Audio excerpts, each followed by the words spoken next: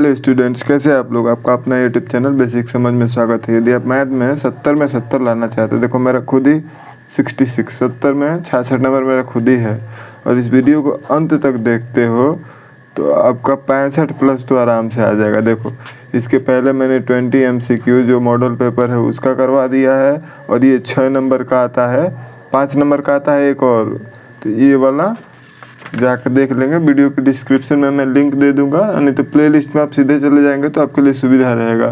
देखो पहले क्वेश्चन तुम खुद पढ़ो। कह रहा है ना कि मान लो कोई बड़ा मंजिला है, इस मंजिले पे कोई खड़ा है और एक छोटा सा मंजिला है, तो मंजिला है मतलब ये कोई छोटा सा घर है, ये बड़ा वाला घर है। बड़ा वाला एक बार इसको देख रहा है, इसको एक बार इसको देख रहा है, तो कह रहा है ना कि इसका उन्नयन कोण इतना इतना है, तो ऐसे बना देंगे। और देखो ऐसे बना दिया हूँ, ध्यान से समझ लेंगे।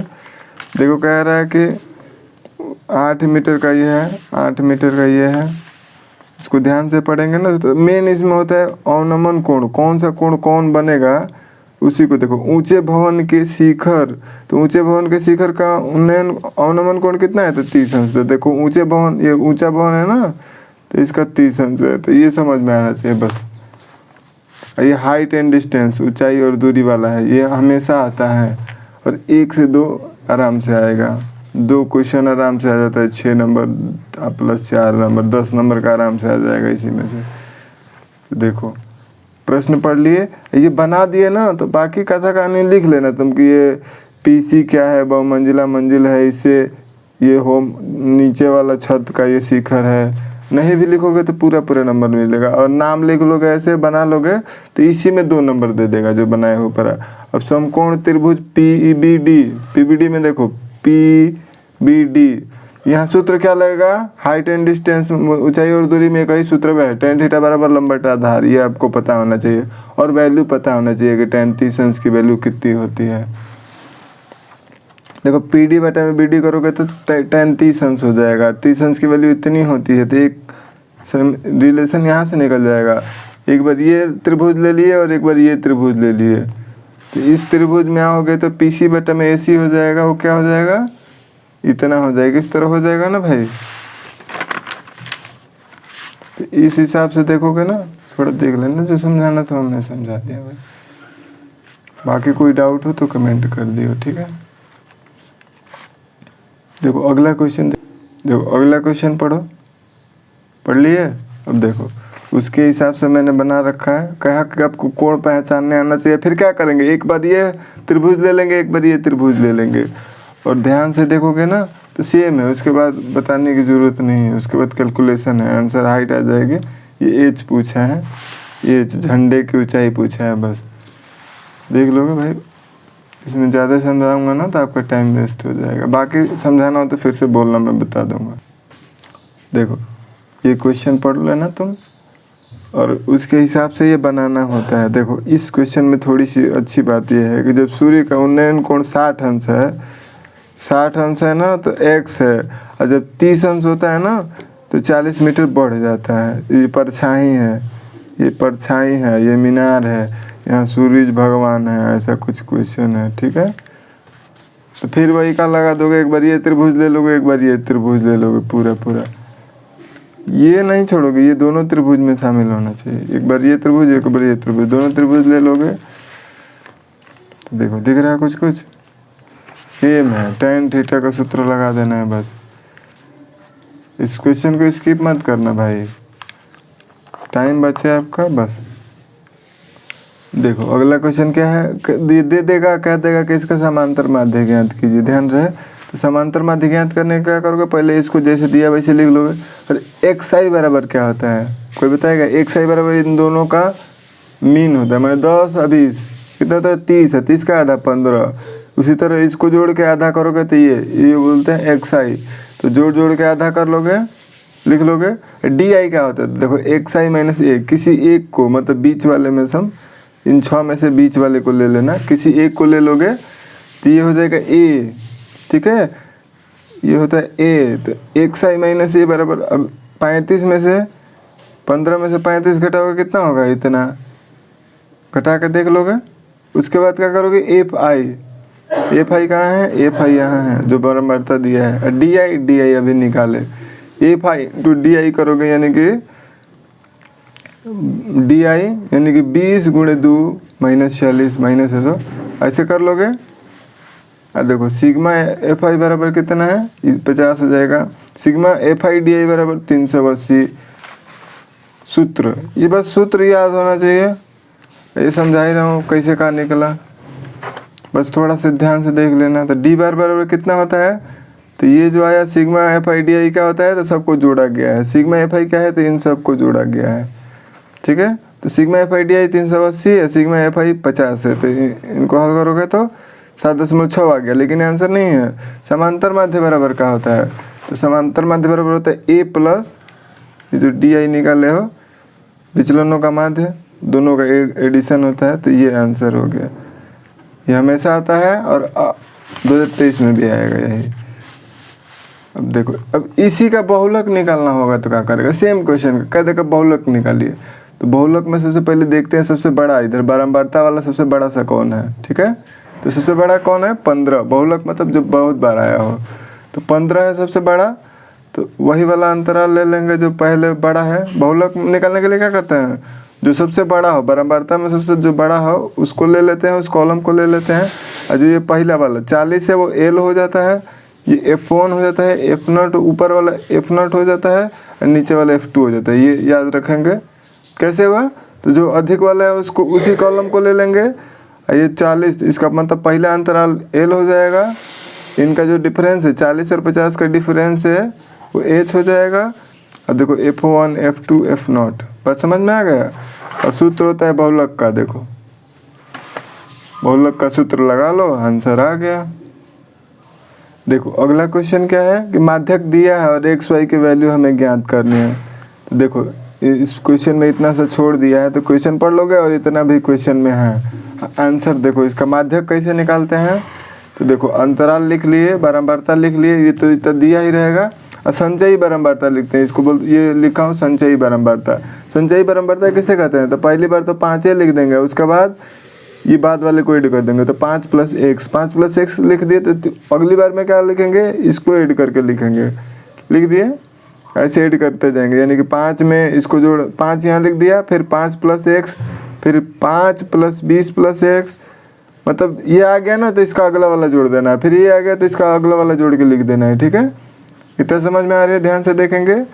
और देखो ये दिया है क्वेश्चन में कि इस बारंबारता का योग 60 है, तो ये जो 60 योग दिया है यही n बराबर 60 हो जाएगा। और निकालते कहाँ है, n/2 बराबर कितना हो जाएगा, 30। देखो n बराबर 60 दिया है, n/2 बराबर 30, और इसमें देखते हैं किसके करीब होगा। तो देखो बताओ 30 जो है 20 के ज़्यादा पास होता है कि 40 के पास, तो देखो 30 25 के ज़्यादा करीब में है, तो ये वाला अंतराल ले लेंगे, ये वाला अंतराल पूरा ले लिए। अब चूँकि जो पहला वाला आता है वो L होता है, इनके जो डिफरेंस होता है मतलब 20 और 30 में कितना का डिफरेंस है, तो वही H हो जाता है। और ये जो F है और इसका ऊपर वाला CF हो जाता है, बस इसको याद रखेंगे। ये कैसे कॉलम कैसे डिसाइड किए, तो इसका योग दिया है 60, उसका आधा क्या होगा 30, 30 किसके आसपास है, तो 25 के आसपास है, तो ये वाला कॉलम ले लिए, ठीक है। अब देखो ये जो आता है लास्ट वाला, जब माध्यिका निकालते हैं तो ये जो लास्ट वाला आता है किसका होता है, यही 60 के बराबर होता है, तो ये लिख दिए, तो ये एक समीकरण बन गया। अब ये सूत्र है, ये थोड़ा याद रख लेना, ये इस क्वेश्चन का नहीं है, ये मैंने जो करवाया था ना MCQ उसमें यूज हुआ था ये। तो देखो माध्यक बराबर क्या होता है, L + n/2, ये सूत्र याद कर लेंगे। और मैंने बताया इसमें सब कौन कौन सा क्या है, इस सूत्र में रख देंगे, वैल्यू आ जाएगी। इसमें सूत्र में रखेंगे तो माध्यिका दिया है क्वेश्चन में 28.5, तो जितना आया है इसको 28.5 रख दिया, x की वैल्यू भी निकल जाएगी, y की वैल्यू निकल जाएगी, ठीक है। अब यही पूछा है। देखो अगला क्वेश्चन, मैं ये पेपर नहीं करवा रहा हूँ, मैं पेपर में दिखा रहा हूँ कि ये क्वेश्चन आया है, और ये क्वेश्चन को देख के नहीं बता रहा, पूरा सिलेबस में जितना क्वेश्चन आपको बता दे रहा हूँ इम्पोर्टेंट, बाकी क्वेश्चन भी दिखा दे रहा हूँ, ठीक है। ये क्वेश्चन को आप पढ़ लेंगे आराम से। अब देखिए सेम क्वेश्चन है, और देखो अंतराल मैंने बना दिया, अंतराल बना दिया। संचयी बारंबारता कैसे लिखते हैं, तो पहला वाला वही लिख दिया, फिर अगला लिखने के लिए 7 धन 4 11, फिर 11 18 29, ऐसे करके ये भी लिख लिए। अब देखो यहाँ n इसका योग करोगे तो कितना आ रहा है 51, इसका योग है, इसका योग करोगे ना तो 51 आ रहा है, तो n बराबर 51, तो n/2 25.5 हो जाएगा ना। तो 25 किसके करीब करीब है, तो 29 के आसपास है, तो वो वाला कॉलम ले लेंगे। फिर ये l हो जाएगा, ये f हो जाएगा, ये CF हो जाएगा, ये h हो जाएगा। बस समझ में आ रही है, सूत्र यही हो जाएगा। देखो भाई टाइम आपका बहुत इम्पोर्टेंट है, बाकी मैं समझा दिया कैसे डिसाइड करना है, बस ये कॉलम ही डिसाइड करना है, बाकी मेहनत आपकी है, अभी बैठ के करना, ठीक है। देखो अगली बात, नया क्वेश्चन है जो कि मोस्ट इम्पोर्टेंट है। देखो दो बिंदुओं के बीच की दूरी का सूत्र होता है, ये याद कर लेनी है, करवाने की ज़रूरत नहीं है। अब कह रहा है कि k का मान ज्ञात कीजिए जिसके लिए तीनों बिंदु संरेख। जब भी देगा ना कि सिद्ध कीजिए कि तीनों बिंदु संरेख हैं, तो क्या करोगे, उन तीनों बिंदुओं से होकर जाने वाले त्रिभुज का क्षेत्रफल निकालोगे। त्रिभुज के क्षेत्रफल का सूत्र ये होता है, ये सूत्र याद है कि नहीं आपको, मैंने लिख दिया है। इस सूत्र में निकालेंगे ना तो उसकी वैल्यू 0 रख देंगे, क्योंकि त्रिभुज के संरेख है, मतलब उसका ये दिया है कि k का मान ज्ञात कीजिए यदि यह संरेख है। तो संरेख है तो त्रिभुज का क्षेत्रफल 0 आना चाहिए ना भाई, संरेखा मतलब एक ही रेखा में है, तो त्रिभुज बन ही रहा नहीं रहा। बात समझ में आ रही, मैं थोड़ा जल्दी समझा दे रहा हूँ। देखो अब अगला क्वेश्चन क्या दे देगा, 4 बिंदु दे देगा और कहेगा सिद्ध कीजिए कि वर्ग के शीर्ष है। तो इसके लिए क्या करोगे, ये ज्ञात करोगे, AB ज्ञात करोगे, BC ज्ञात करोगे, CD ज्ञात करोगे। दोनों को देखोगे ना, सभी का मान यदि बराबर आ जाए, सभी भुजाओं का मान बराबर आ गया तो क्या होता है, वर्ग होता है। अभी कर्ण भी निकालोगे तो वर्ग का विकर्ण भी बराबर होता है। अरे दूरी सूत्र तुमको पता है कि नहीं, ये दूरी वाले सूत्र में दो बिंदुओं के बीच की दूरी, दो बिंदुओं के बीच की दूरी निकाल लेंगे, देखेंगे यदि ये चारों बराबर हो गए मतलब वर्ग है, ठीक है। हाँ ये क्वेश्चन का है, कह देगा कि बिंदु इतना इन दोनों बिंदु से समदूरस्थ है, तो x का मान बताइए। तो एक बार इस बिंदु से इस बिंदु की दूरी निकाल लेंगे और फिर एक बार इस बिंदु से इस बिंदु की दूरी, और दोनों को बराबर कर देंगे, x का मान आ जाएगा। समझ में आ रहा है कि नहीं भाई, इतना बताओ, मैं थोड़ा जल्दी जल्दी बता रहा हूँ, पूरा साल भर पढ़े हो तुम, नहीं तो बोरिंग हो जाएगा। हाँ बिंदु, देखो ये बिंदु कह रहा है, बिंदु इतना और इतना को किस अनुपात में विभाजित करता है, पूछ रहा है कि जो बिंदु है इसको किस अनुपात में विभाजित करता है। तो x और y का सूत्र है ये, तो x बराबर दिया है -4, तो ये सूत्र होता है ना। मान लो कि m संबंधी n के अनुपात में विभाजित कर रहा है, तो ये सूत्र होता है। और देखो इस सूत्र में ये x1 x2 y1 y2 ऐसा रख लेंगे, तो ये x बराबर इसके जगह पर -4 रखोगे, तो -4 रखोगे ना, तो ये समीकरण आ गया। तो 7m - 2n बराबर 0, तो 7m बराबर +2n, यानी कि m/n बराबर 2/7।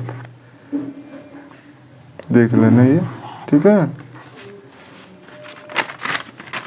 अगला क्वेश्चन देखते हैं।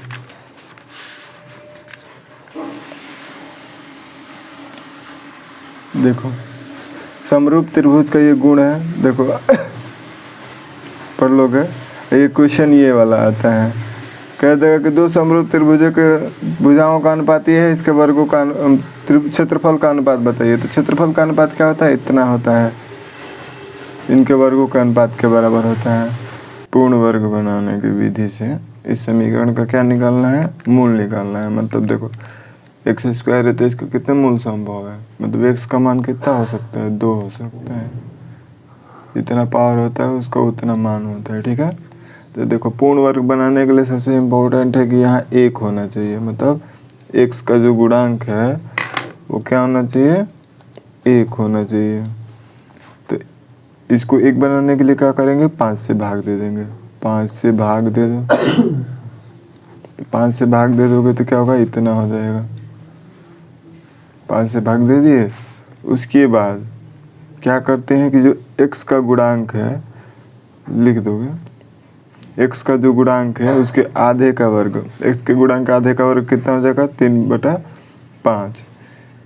देखो इतना तो सेम ही लिखे हो, ऊपर वाला है। अब क्या करोगे, x के गुणांक के आधे का वर्ग जोड़ दोगे, उतने ही घटा दोगे, तो मान में कोई अंतर नहीं आएगा। तो ऐसे ही करते हैं, जोड़ दिए घटा दिए।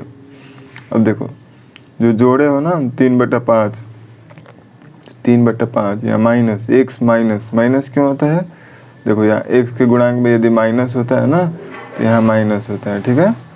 तो x माइनस 3/5 के होल वर्ग हो जाएगा। और जो बचा है वैसे लिख दो, कितना कितना बचा है, देखो ये वाला 1 2 3 कवर हो जाता है, बचा 1 ये 2 बच गया, इसको लिख दिया। अब देखो इतना, इसको सॉल्व किया तो आया इतना, तो वर्ग तो रूट में चला जाएगा, तो x बराबर ये माइनस में तो यहाँ आ जाएगा, इधर तो प्लस में हो जाएगा। रूट 19 की वैल्यू प्लस माइनस कर देंगे तो मूल क्या हो जाएगा, इतना आ जाएगा। कितने नंबर का आता है ये क्वेश्चन, 4 नंबर का आता है। प्रोसेस से अगला क्वेश्चन क्या है, ऐसी दो संख्याएं ज्ञात कीजिए जिनका योग 27 हो, गुणनफल 182 हो। तो मान लेते हैं पहली संख्या x है, तो दूसरी क्या हो जाएगी, अरे भाई दोनों का योग 27 है तो दूसरी 27 - 6 हो जाएगी ना। अब प्रश्नानुसार क्यों लिखा, क्योंकि कह रहा है कि उन दोनों का गुणनफल 182 है, तो इसका गुणनफल गुणा कर देंगे और 182 के बराबर कर देंगे। 182 के बराबर कर दिया, तो इसमें से 27 गुणा करेंगे, फिर 1 से गुणा करेंगे, ऐसा आ जाएगा। मतलब ये एक द्विघात समीकरण बन जाएगा। द्विघात समीकरण बन गया। द्विघात समीकरण को हल करने के लिए क्या करते हैं, इसको ऐसे तोड़ते हैं, मतलब क्या करते हैं 182 का मतलब फैक्टर निकालते हैं, मतलब इसका खंड करते हैं और इसको इस तरह से तोड़ते हैं कि इसका गुणनफल भी आ जाए या जोड़ने पे ये भी आ जाए। यानी कि 14 13 करेंगे ना तो 27 होता है ना, इसका गुणनफल 13 × 14 करेंगे तो ये आ जाएगा, ठीक है। गुणनखंड करके देख लेते हैं। फिर इसको ऐसे ऐसे करके x कॉमन लोगे तो यहाँ ये आ जाएगा, तो x की वैल्यू क्या आ जाएगी, इतनी आ जाएगी। संख्याएं 13 और 14 है, ठीक है। अगला क्वेश्चन देखते हैं। क्या कह रहे हैं, रोहन की माँ उससे 26 वर्ष बड़ी है, ठीक है, और कह रहा है कि उनकी आयु का गुणनफल अब से 3 वर्ष बाद की बात कर रहे 360 हो जाएगा। तो रोहन की आयु ज्ञात करना है। तो इसके लिए क्या करेंगे, मान लेंगे रोहन की आयु x है, तो इसकी मम्मी की आयु कितनी हो जाएगी, वर्तमान आयु कितनी हो जाएगी, तो 26 वर्ष बड़ी है तो 26 वर्ष ऐड कर देंगे। फिर क्या कर रहा है, अब से 3 वर्ष पश्चात, 3 वर्ष बाद कितना हो जाएगा रोहन की आयु, अरे 3 वर्ष बढ़ जाएगा, यानी कि x में 3 वर्ष जुट जाएगा। और उसकी मम्मी की आयु कितनी हो जाएगी, तो ये जो पहले हैं उसमें से 3 वर्ष ऐड हो जाएगा। इतना समझ में आ रहा है। अब प्रश्न क्या कह रहा है, प्रश्नानुसार लिखते हैं। प्रश्न क्या कह रहा है कि 3 वर्ष पश्चात वाला जो आयु है इसका गुणनफल करोगे तो कितना आ रहा है 360, तो कर दो गुणनफल कर दोगे तो गुणा करने आता है कि नहीं, x से इन दोनों में गुणा करते हैं बारी बारी से। देखो x² + 3x हो जाता है, फिर 29 से करेंगे तो 29x 3x 32x हो जाता है, फिर 29 × 3 87 हो जाता है, ठीक है। तो एक द्विघात समीकरण बन गया। अब द्विघात समीकरण का भी हल करने सिखाया ना कि इसका फैक्टर निकालते हैं, मतलब खंड निकालते हैं 273 का, और इसको ऐसे तोड़ते हैं कि इसका गुणनफल भी आ जाए, ठीक है। देखो 39 × 7 करेंगे, x की वैल्यू कितनी आ जाएगी, देखो ये तो माइनस हो नहीं सकता, तो रोहन की वर्तमान आयु 7 वर्ष का रोहन है, ठीक है। अब देखो कह रहा है sin a बराबर 3/5, तो cos a बराबर क्या है, अरे sin थीटा बराबर लंब बटा कर्ण होता है, तो cos थीटा बराबर क्या होता है, आधार बटा कर्ण। यहाँ tan थीटा भी पूछ सकता है, कुछ भी पूछ सकता है। यहाँ देखो इसमें यही डायरेक्ट पूछेगा, ये जो भी दे दे इनकी वैल्यू रख दोगे तो देखोगे कि कर्ण 3 आ रहा है, यहाँ से कर्ण 3 आ रहा है ना, तो कर्ण इसमें से देख लोगे कर्ण 3 का मान किसका होता है, तो ये मार दोगे। अब ये देखो sin 18 बटा में cos 72, देखो जब भी इनका योग 90 आ जाए ना तो समझ लेना उसका आंसर 1 होता है, बहुविकल्पी में आता है, ठीक है। ये भी देखो sin 2a बराबर 2 sin a, sin 2a बराबर क्या होता है 2 sin a × cos a। अब देख लो इतना बचना चाहिए, यानी कि cos a की वैल्यू कितना लोगे का 0 अंश का मान 1 होता है, तो ए की वैल्यू 0 हो जाएगी। ठीक है, बाकी कभी कभी ये पूछ लेगा 3 tan cot थीटा बराबर 4। जब भी दिया हो ना, तो जो दिया हो उसको ध्यान में रखते हैं। देखो cot थीटा का दिया है वैल्यू, तो tan थीटा नहीं निकाल लेंगे, tan थीटा निकाल के इसमें रख देंगे, वैल्यू आ जाएगा इतना, ये 2 नंबर में आएगा। ठीक है।